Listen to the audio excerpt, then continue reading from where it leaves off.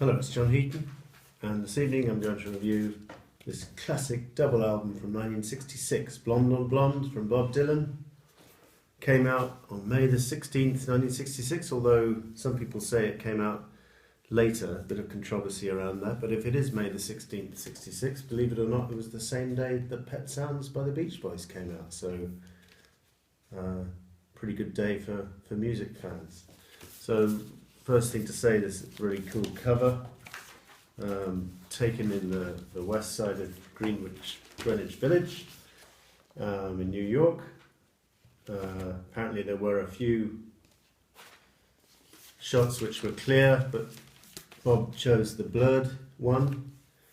I don't know why, you can read all kinds of things into it, but it's a great image and a great picture, and I think I read that he's wearing the same coat here as he's wearing on the John Wesley Harding and Nashville Skyline covers as well.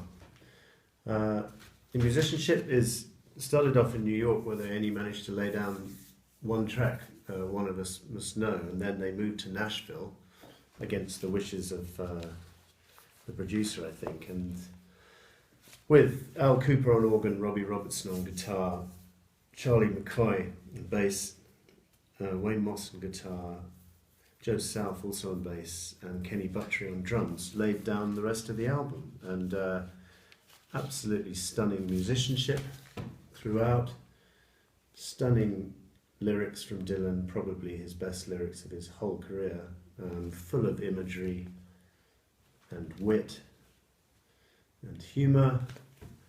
And there'd be many double albums in the history of rock music which I absolutely adore, such as the White Album and Songs in the Key of Life and Yellow Brick Road and The Wall and stuff, but this was the first. So Bob did it first, and quite unprecedented at the time to bring out an album which was, I think I'm right in saying it was 72 minutes long, so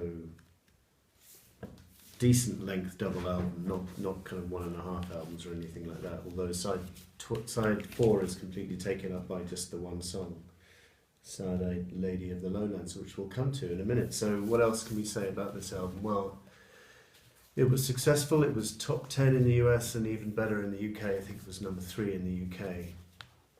And a couple of singles from it. The first track, Rainy Day Women and I Want You. And it's always featured highly in those polls of greatest albums of all time. I remember Paul Gabbaccini's book in 1977 had Blonde on Blonde listed at number 2 behind Sgt. Pepper, and then when he redid it in 1987, it had only slipped one place to number 3, and it's always been up there. I mean, other people prefer Highway 61, and I personally may have a more personal affiliation to Blood on the Tracks from January 75, but this in many ways is the peak of Dylan's career. But everyone says, I mean, he did have the motorbike accident soon after this album came out, which silenced him for 18 months or so. And so in many ways it's the end of an era for Bob, and he would come back with a vastly different sound on John Wesley Harding, which was, to all intents and purposes, more of a country sound, and none the worse for that. Brilliant album, brilliant song material, slightly different feel in terms of, and slightly different lyrical, more personal songs, and well, still quite a bit of imagery in John Wesley Harding. Anyway, the point I'm trying to make is some of the musicians also appeared on John Wesley Harding and Nashville Skyline. For example, Charlie McCoy on bass and Kenny Buttrey on drums. So there was some continuity there, and then Al Cooper turns up on New Morning. So sensational double album, and the reviews at the time were pretty positive, and ever since. This is one review from Paul Williams. It is a cache of emotion, a well-handled package of excellent music and better poetry, blended and meshed and ready to become part of your reality. Here is a man who will speak to you, a 1960s bard with electric lyre and colour slides, but a truthful man with X-ray eyes. You can look through if you want. All you have to do is listen. Okay, so let's go through the tracks. Starts off with Rainy Day Woman, which I think he called as such because he knew that if he called it, if anyone called a song Everybody Must Get Stoned, it was going to get banned on the radio for sure. So he disguised it with this title, which maybe I did read what it means, but I've forgotten. Anyway, it's a very amusing song, very humorous, and he does it occasionally in concert, and he actually did it the day I met George Harrison outside of Wembley Arena in 1987. It was actually at a Dylan concert, and my sister was actually watching the concert, and during that concert Bob did this song, and George Harrison came on and sang a verse with him and played guitar, so that was good.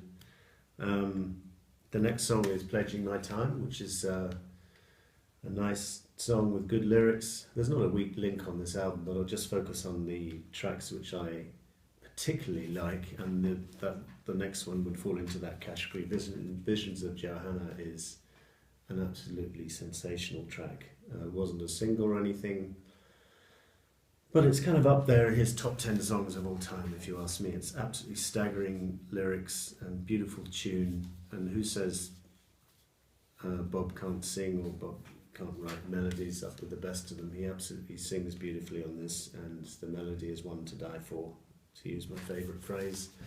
One of Us Must Know is next, which closes side 1 I mean, which is good, perhaps not one of my top favourites. Side 2 opens with the second single, I Want You, which is a jaunty piece, which is very catchy and well sung again. Great musicianship from the band. Robbie Robertson is on this album, of course, who would later tour with him and play on Planet Waves as well, and the Basement Tapes, of course. I Want You was done in 1978 on the Buddha Khan album, where he slowed it down and made it into more of a kind of pleading love song. It's okay, but I think most of us prefer this original. Stuck Inside a Mobile with the Memphis Blues again is just an absolutely brilliant track, and this is one track where he's tried to do it live several times, but nothing is a patch on this original, in my opinion. Just brilliant imagery, words, very amusing. My favourite verse, I think, is Grandpa died last week and he's buried in the rocks. Everyone is saying how badly they were shot. Me, I expected it to happen. I knew he'd lost control. But he built a fire on Main Street and shot it full of holes. Oh mama, can this really be the end? To be stuck inside a mobile with the Memphis Blues again. This is an absolutely brilliant track. Goes on for 7 or 8 minutes, but doesn't outstay its welcome at all. Leopard Skin Pillbox Hat continues in very humorous manner. Hilarious image of a lady wearing this ginormous hat, and which balances on her head like a mattress on a bottle of wine, and lyrics like that. Just very amusing and great track. Just Like a Woman is as close to perfection as you're going to get with a pop song. It's absolutely staggering. It's up there with Visions of Johanna in terms of melody and performance. Beautifully performed by the musicians on here. Beautifully sung. And okay, maybe the lyrics are a little bit say anti-women, but he's having a go at someone, but in a kind of moving way, in my opinion.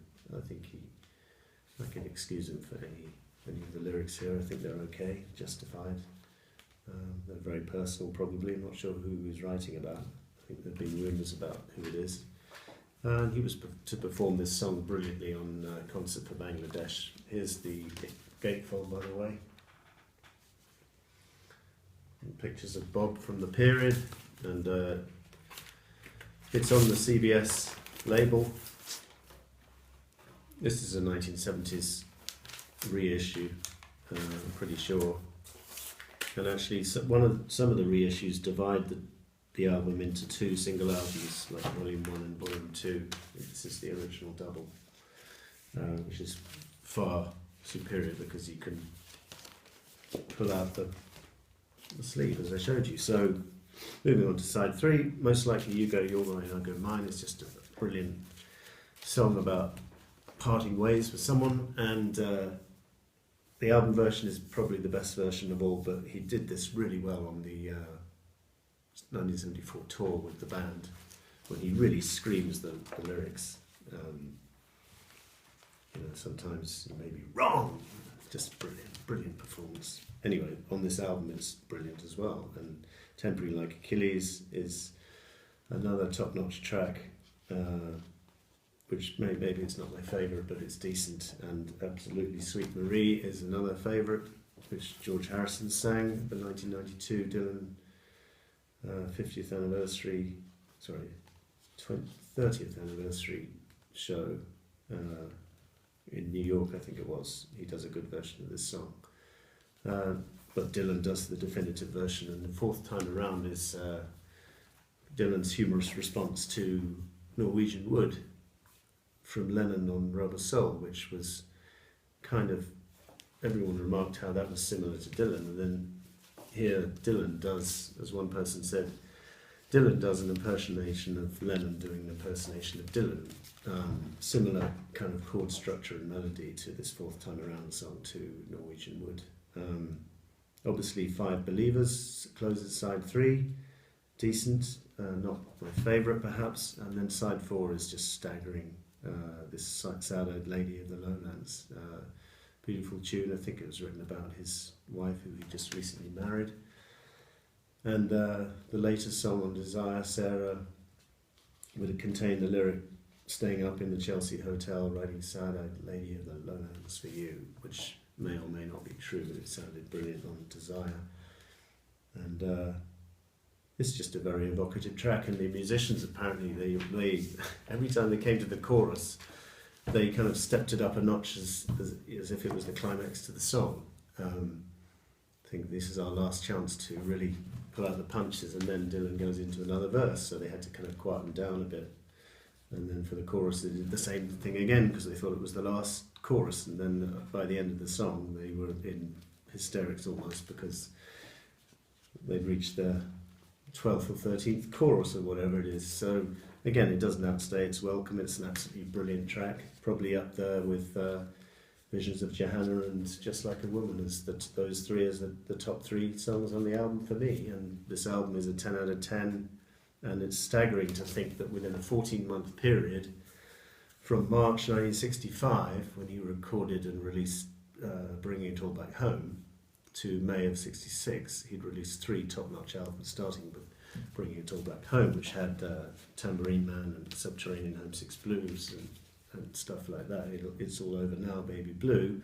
And then I think it was a couple of months later, in 65, came out with Highway 61, which contained Rolling Stone and Desolation Row and all those great songs.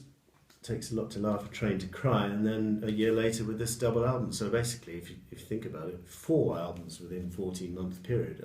I don't think anyone's even approached that level of quality output in such a short period of time. So hats off to you, Bob. Well done.